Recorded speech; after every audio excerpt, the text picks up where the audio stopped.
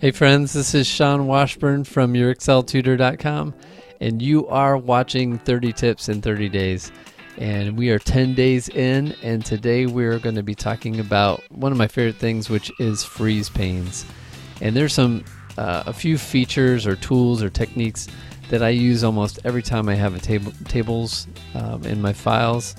And I think it's one of these things I think everyone knows about them until I open a file or I'm working with someone and they aren't using them, and so I tell them about them, and usually things just are easier there. So freeze panes is one of those.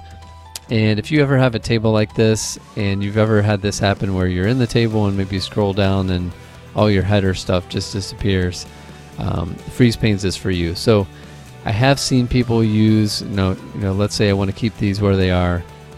I have seen people use split. They'll put a split in there, and you can do that. You can put a split, and you can kind of move your split around. I just never like the split because you're duplicating. You have this stuff up top, you have this at the bottom. It just gets confusing, so I don't like using split.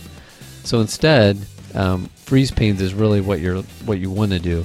And what freeze panes does is it will freeze, whatever columns or rows you want frozen. So in this case, we just want rows 1 through 3 frozen, and then we want everything under here to be able to scroll, down and have the other stuff stay where it is. So how it works is you have this freeze panes that's under the view menu or view tab, and you can go in here, and first you can just freeze the top row. So if you have a table, like let's say these two were gone and this was the top row, you can do a quick one just by saying freeze top row.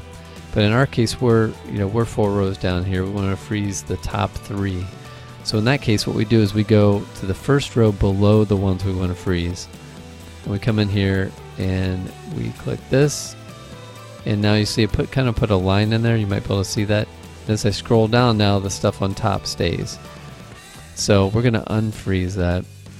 And another thing to note is, so maybe you want to have this stuff on top frozen, and you also want to keep this column on the left, so that if you scroll over to the right, the same thing, this left column would stay there. So what we do then is, instead of being in this cell, we'll go to this cell, and now it's going to freeze everything on the left and everything above us. So now we hit the same thing, freeze panes. Now we scroll down like this, and if we click our scroll wheel, we go to the right, and that stuff stays here on the left. So that's just one. I use that all the time. You can get similar results using the table, and we'll get into that on another video. But for sure, if you have a table of data and you're not making it into an actual table using this, freeze panes is the way to go. And I actually prefer freeze panes anyway. I don't like that the table kind of takes control of everything, so I like more control. So yeah, that's freeze panes. Hope you will use it next time you have a table, and I think you'll like having that header stay where it's at on the top. So thanks, and check in tomorrow for another video.